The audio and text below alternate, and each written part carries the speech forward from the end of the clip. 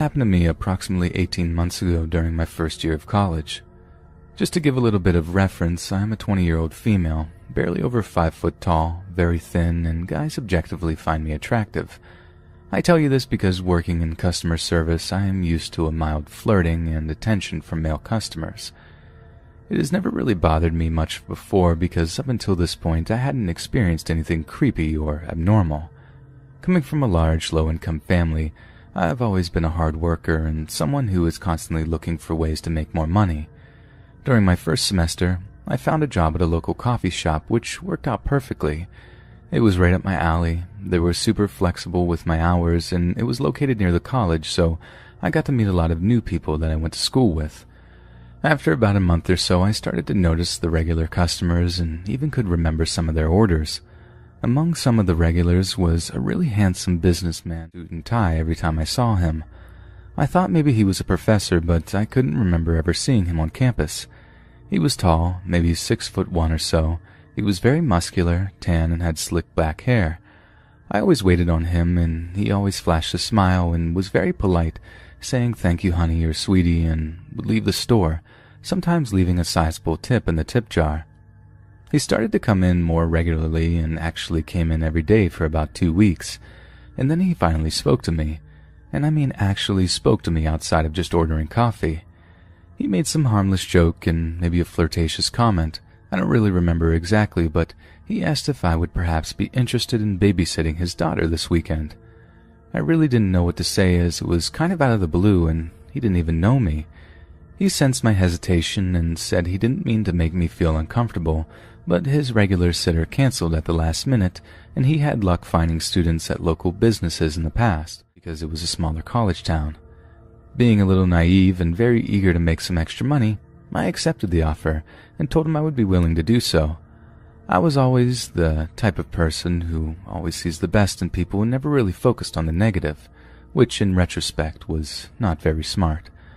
My logic was that this person was a very handsome man who looked well put together and appeared to have everything together, which is more than I can say about 95% of the people I meet there, so nothing to worry about, right? So because I wanted some details and additional information, I asked for his address and if he could show me a picture of his daughter. I was unfamiliar with his address, and he said he didn't have any photos of his daughter on his phone, which seemed a little weird, but I didn't think much of it. He took out his wallet and showed me a very old-looking photo of a young girl, and then proceeded to show me 2 more photos of her from his wallet. He isn't in any of the photos, but at the time he didn't seem to notice that. So him and I exchanged numbers and agreed on a time, pay, and all the other details. Later in the day, we started exchanging more details via text. He wanted me to come over at 8 p.m., which seemed to be a little late, but then I thought, whatever. The kid will probably be asleep and I can just watch Netflix or something until they get home. Easy, much-needed money for me, I thought.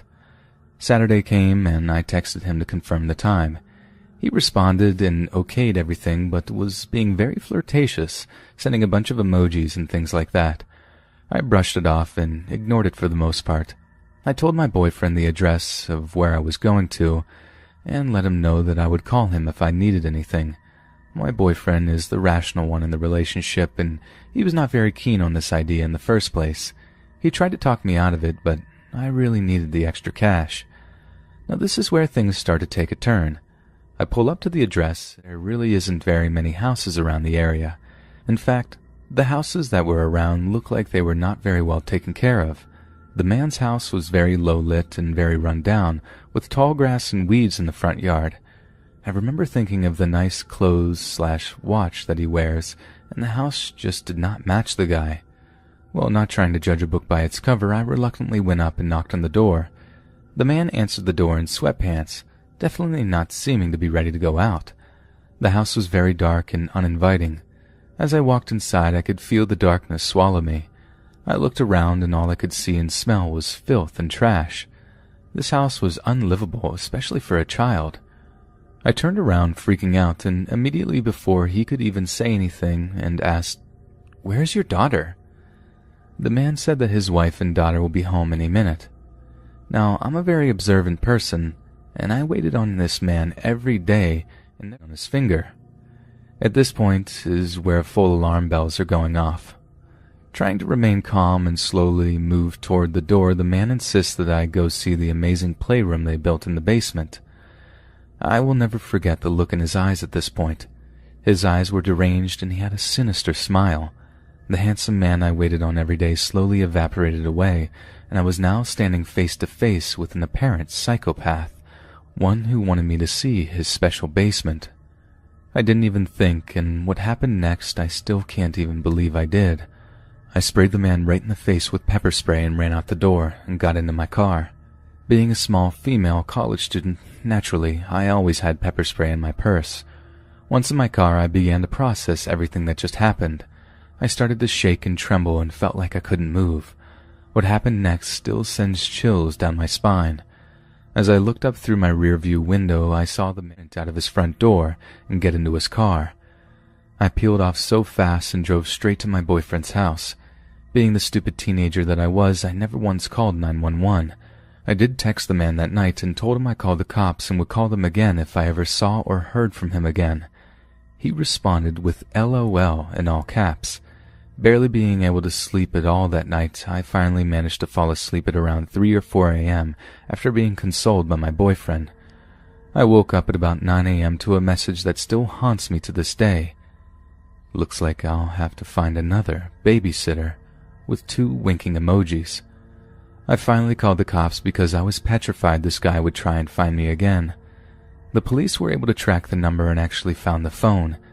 It was found in a dumpster near my boyfriend's house, but they were unable to pursue any further as he didn't really commit any crimes or commit any acts of stalking. My boyfriend did some research home, and it was repossessed by the bank 3 years prior. All I can think about is the playroom and what could have been down there waiting for me. I let my manager at work know about this so he could try and get his face on the security camera the next time he came in, but thankfully, he never again came to that coffee shop. I've since moved home and transferred schools. This night changed my life. I went from a naive, innocent little girl to someone who became aware of the true monsters that exist in this world.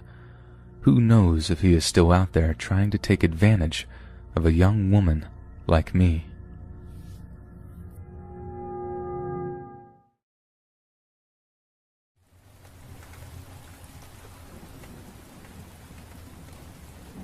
Last year, I was asked to watch my sister's kids while she went out of town for a few days.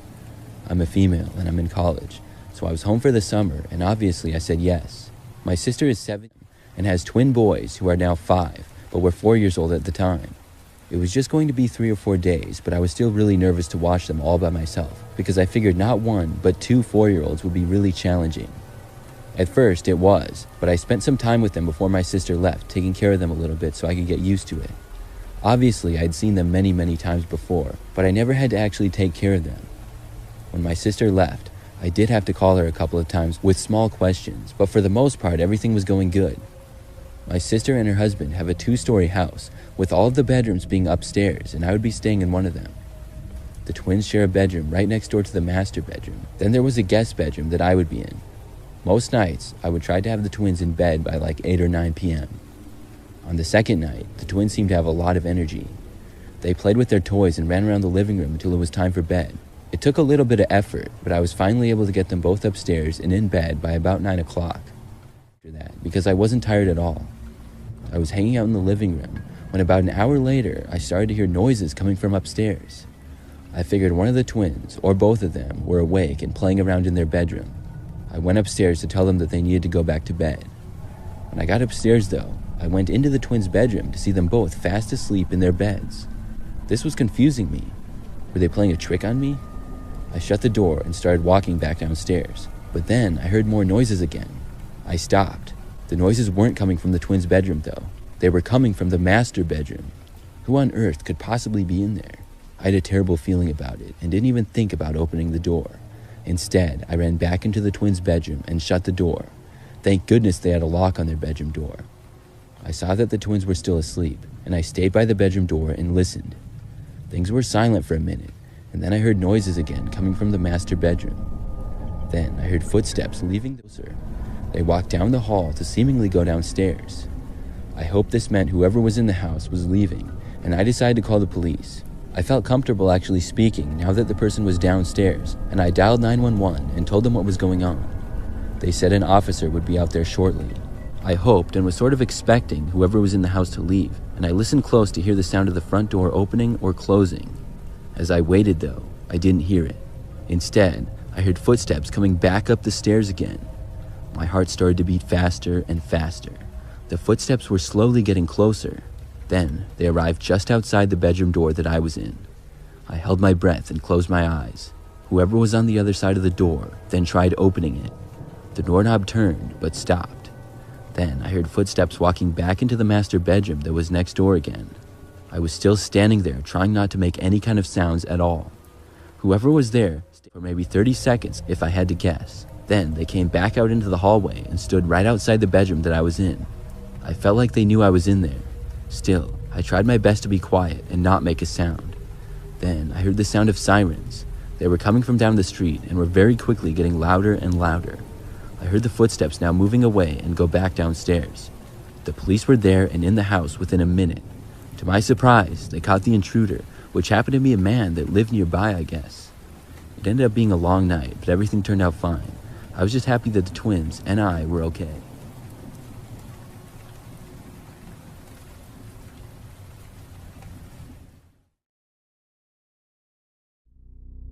It was a very long time ago. It all happened back in 1973. It was summer, I was 6 years old, and we were living on Monica Lane in Madison, Wisconsin. The thing is, I sort of recalled it but never really put two and two together until when I was talking to my mom, who then went into great detail about it. I was a very gregarious child. Outgoing, extroverted, pretty much friends with anyone. It was at the time a middle-class neighborhood, and 3 houses down from ours on the same side of the street was a huge park. My mom was a nurse and my dad was a salesman, but my mom worked second shift at Meritor while my dad worked days. Now, I rarely ever really had a babysitter, only if they went out for dinner or a movie or something. But they did go out pretty often, and there were always older kids in the neighborhood to babysit. There was this one sitter who I really liked who lived a few blocks or so away, and they were down the street a little bit. Vicky had babysit a few times before that, and it was pretty uneventful. She'd play games with me and do my hair, play dress up, pretty basic stuff. So anyhow, one day I'd gone with friends down. I remember that there was a ball field at the time and a sandlot next to the field. My friends wanted to play on the monkey bars, but I wanted to play in the sand. I looked at the sandbox and my babysitter Vicky was standing there. I told my friends that I was going to go to the sandbox and then ran off. We had played in the sand building a castle, and then she had asked me if I wanted to go get something cold to drink. It was really hot and I of course said yes, so she takes my hand and then we start walking to her place. She then started telling me about her puppies and asking if I wanted to play with them. Of course, I start to get really giddy, and now I can't wait to get to our house. This is where my memory had stopped, and after my mom told me what happened, the rest of it totally flooded back. My mother just happened to be talking to my sister and I about some of the places we lived, and we got to Monica Lane. I told her that I remembered the park and how big it seemed, and then she asked me if I remember being... I immediately thought that she was kidding, and then the look on her face told me otherwise. She said that it was around 5 in the afternoon and one of my friends had come to the door to ask me to come back outside, sure that I had gotten bored and then walked back home. When my mom checked the house though and realized I wasn't there, she sprints to the park screaming my name. After going around asking several of the kids if they'd seen me with no clue, she went to the ball field and she asked some of the older boys if they'd seen me.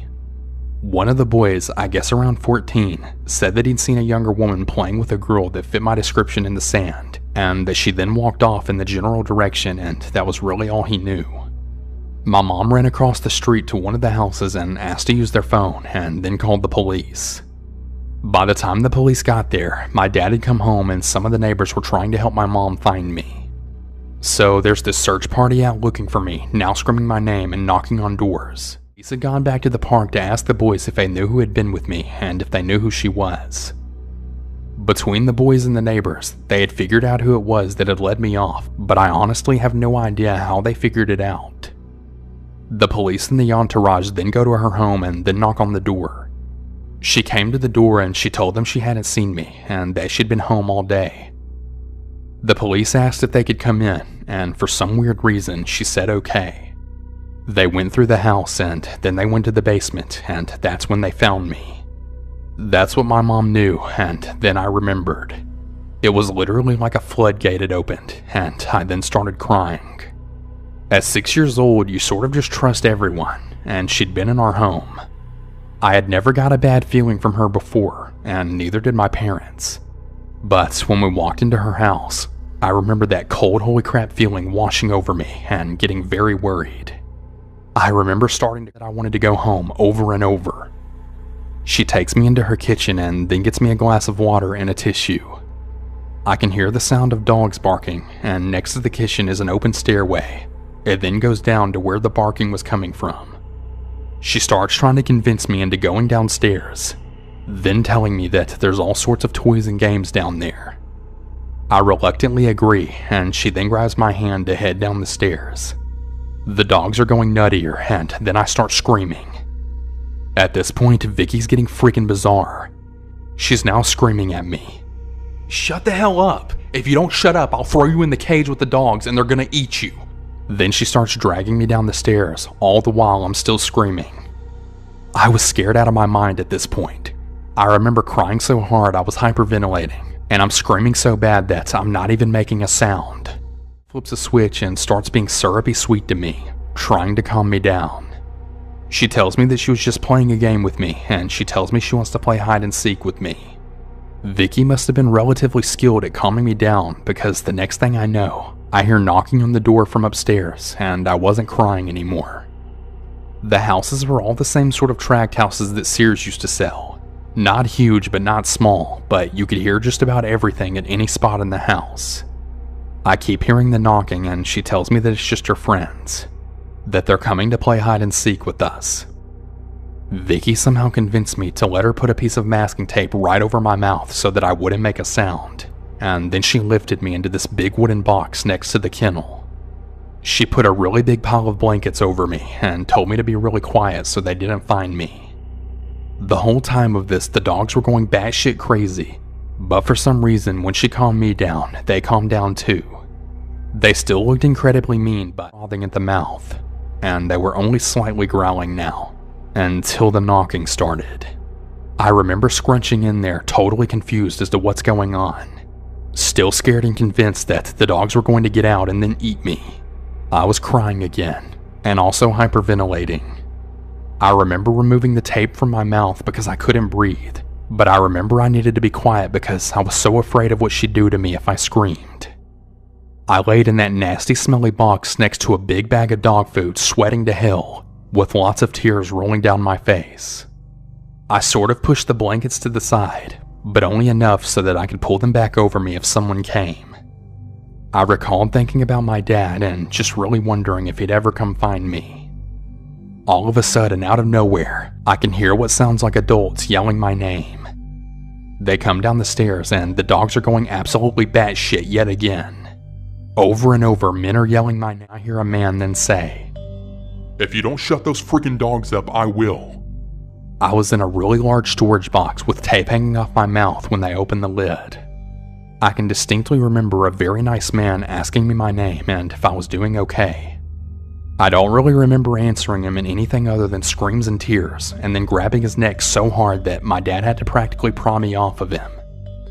I remember my parents taking me to the hospital to be checked out, and that's all I really remember. My mom said that Vicky was then found guilty of attempted kidnapping, and the last she knew that she was apparently in prison, but couldn't really remember the last time she heard anything. We moved from that area shortly after, and I haven't been back since. I do know that my mom said that her parents were really odd, but they didn't really know them. She had met Vicky from the neighbors that used her as a babysitter, and they had never really heard anything bad of her, and that I always seemed happy. She lived in the general neighborhood, but it would have been 2 blocks over and 1 block down. Mom said they never picked her up, she always walked over. Whenever they'd get home, they'd drive her home, but never really noticed anything out of the ordinary. Mom and Dad only met her parents when they came to the door to ask for forgiveness, that Vicky hadn't really meant to do anything bad and that she was a good girl. My mom said that my dad picked up her dad by the shirt and told them if they ever come on our property ever again, he'd kill them. I remember her name and sort of what she looked like, but I don't think I'd have any idea who she was if she walked up to me. Hopefully I'll never see her again though.